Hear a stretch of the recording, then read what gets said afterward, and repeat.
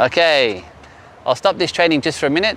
My name's Jay Devon and I want to share plenty of things to help everyone to be happier on the court. You're going to need to do that on today's video. No need to argue, no need to fight.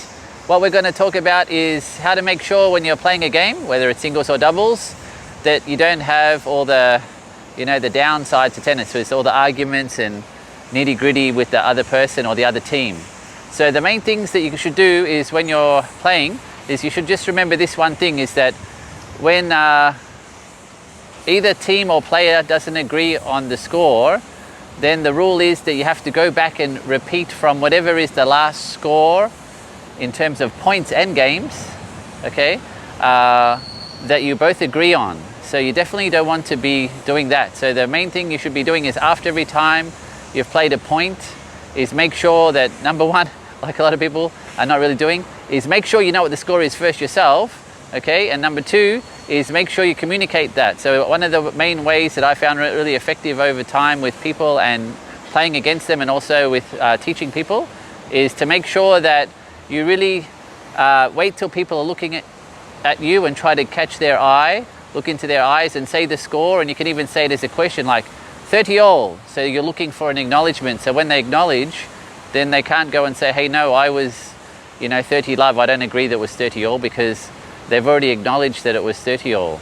Same as the games. In the games, once you change ends of the court, you're going to pass. You make sure you try to change at a time where you can say to the other person, when you first change before you sit down and rest or anything like that, have a drink, is say, okay, it's 3 games to love. All right, so then it's very clear, and always looking for the person like that, pause to get their attention and to agree, yes, that's a score.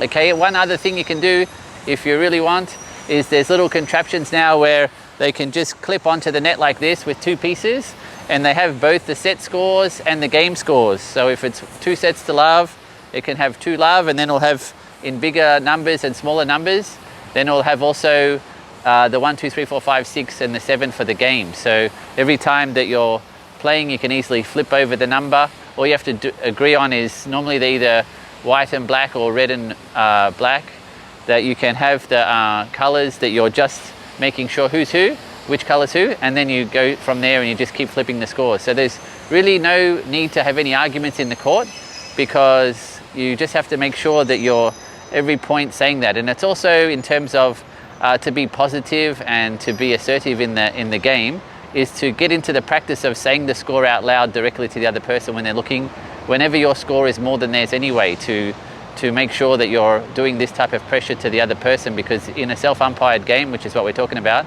then no one else is going to be calling out the score. Okay, so any questions you have about the scoring, there's another couple of videos about the scoring and how to call the ball in or out, which is also another possible place for a lot of arguments. We've done those, I'll put them below, but I'm looking forward to your comments. Try this out and then see if you have any more problems. You should be able to be happy on the court without any arguments if you follow all these simple and easy tips. All right, get out there and don't argue.